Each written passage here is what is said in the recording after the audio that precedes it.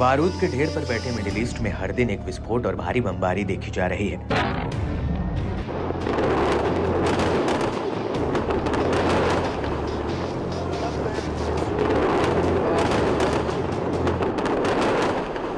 Hezbollah chief Hassan Nasrallah की मौत के बाद भी हिजबुल्लाह शांत नहीं बैठा है। इजरायल और हिजबुल्लाह के बीच तनाव बढ़ता जा रहा है। एक दूसरे से बदला लेने के लिए दोनों देश युद्ध के उस चरम स्तर पर पहुंच गए हैं जहां से अब शांति का नामो निशान नहीं दिख रहा है।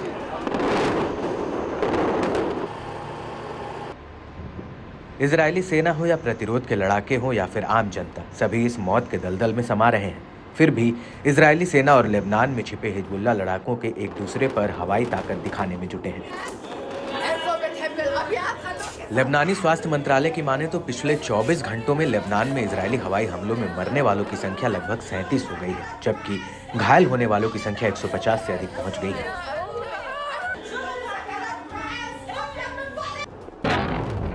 स्थानीय मीडिया के मुताबिक लड़ाके देर रात तक इजरायली जमीनी बलों से भिड़ते रहे। बीते 4 अक्टूबर की रात को हिजबुल्लाह लड़ाकों ने इजरायली जमीनी सेना पर नजर रखी। दावा है कि इजरायली सेना सीमा से जुड़े ओडेशा शहर में घुसपैठ की कोशिश कर रही थी। लड़ाकों ने सेना पर घात लगाकर हमला किया और इसके बाद इलाके में झड़प शुरू हो गई। बताया जाता है कि इस दौरान कम से कम 9 इजरायली अधिकारियों और सैनिकों की हत्या हुई। बताया जा रहा है कि हिजबुल्लाह लड़ाकों और इजरायली सैनिकों के बीच जमकर गोलीबारी हुई। इस गोलीबारी के दौरान ही इजरायली सैनिकों के बीच एक बड़ा विस्फोट हुआ, जिसमें कई लोग मारे गए और घायल हो गए, जबकि बचे हुए सैनिकों को पीछे हटने के लिए मजबूर होना पड़ा। 5 अक्टूबर की सुबह डिसाह शहर में फिर से घुसपैठ की कोशिशों को अंजाम दिया गया। युवल बस्ती के पास इजरायली सैनिकों का एक समूह प्रतिरोध की ओर से लॉन्च रॉकेट हमले की चपेट में आया।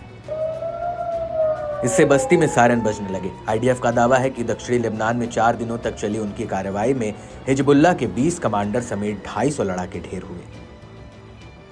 हिजबुल्लाह के लड़ाकों ने कफर गिलादी बस्ती में इजरायली सेना के एक समूह पर भी गोलीबारी की, जो कि लेबनान के कफर किला और ओडेशा शहरों के सामने अल जलील पैन हैंडल के पास है। सीमा के पास वाले शहर यारून के बाहरी इलाके में लड़ाकों ने इजरायली सेना की टुकड़ियों पर रॉकेटों की बौछार से निशाना बनाया गया। प्रतिरोध ने खुलासा किया कि घात लगाकर किए गए हमलों में 20 से ज्यादा इजरायली सैनिक मारे गए और घायल हुए। हालांकि इजरायली सेना और मीडिया ने इस पर फिलहाल कोई प्रतिक्रिया नहीं दी है। वहीं दूसरी ओर हमास ने इस बात की पुष्टि की है कि उत्तरी लेबनान में फिलिस्तीनी शरणार्थियों के शिविर पर इजरायल ने ड्रोन से हमला किया, जिसमें उसका एक सैन्य अधिकारी और उसका परिवार मारा गया। सईद अताअल्लाह अली अल कसम ब्रिगेड का नेता था। इस बीच ईरान के सुप्रीम लीडर अयातुल्लाह खामेनेई ने कहा कि इजरायल कभी भी हिजबुल्लाह और हमास पर जीत नहीं दर्ज कर सकेगा। शुक्रवार की नमाज के दौरान एक संबोधन में खामेनेई ने ईरान के हमलों को कानूनी तौर पर सही बताया है। उन्होंने